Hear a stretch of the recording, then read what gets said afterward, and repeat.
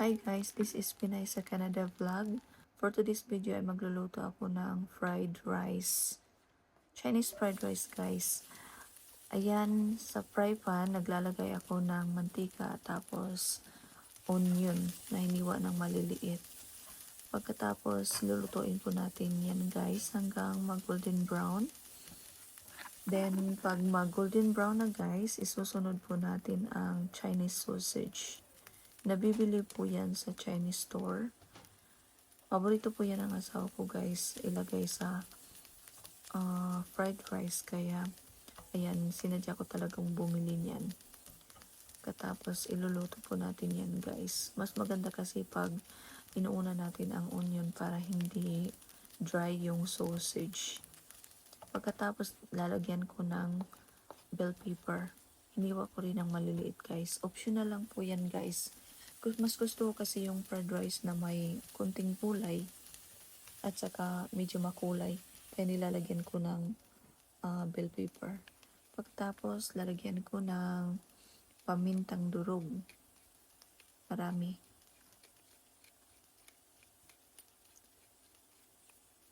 Usually, pag nagluluto talaga ako guys, nilalagyan ko talaga ng maraming pamintang durog. Pagkatapos, lalagyan natin ng oyster sauce. Nasa sa inyo na guys kung damihan nyo o konti lang. Tapos, lalagyan ko yan ng konting salt. Hindi na po ako maglalagay ng soy sauce guys kasi may konting alat kasi yung sausage. Tapos, oyster sauce. Meron na rin. Kaya, gusto ko yung tamang-tama lang yung lasa. Haluin guys hanggang sa medyo maluto na yung bell pepper. Yan. Haluin lang ng haluin para hindi masunog. Tapos, yan luto na po guys. Ilalagay na po natin ang rice. Yung rice po namin, nilalagyan po namin yung white rice ng brown rice. Mahilig kasi kami sa rice guys. Kaya, nilalagyan namin ng brown rice para hindi puro puti po. Hindi rin kasi maganda pag puro white rice yung kakainin natin kasi prone sa diabetic. Kaya sa diabetes kaya nilalagyan namin ng brown rice. Ayan, haluin lang natin guys hanggang sa maging brown na yung white rice. Haluin lang, haluin. Dapat kailangan haluin ng haluin guys para hindi masunog yung sa ilalim.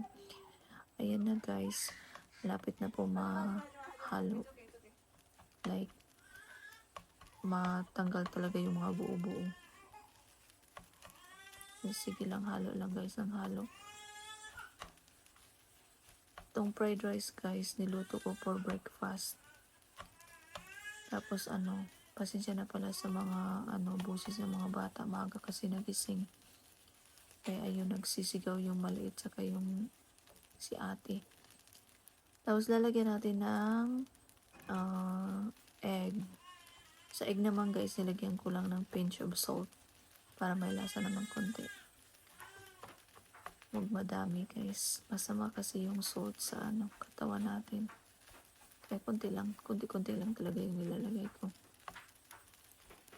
Yan, haluin natin hanggang sa ma-mix na talaga lahat. Pagkatapos nyan, lalagyan natin yan ng green onion para may kulay.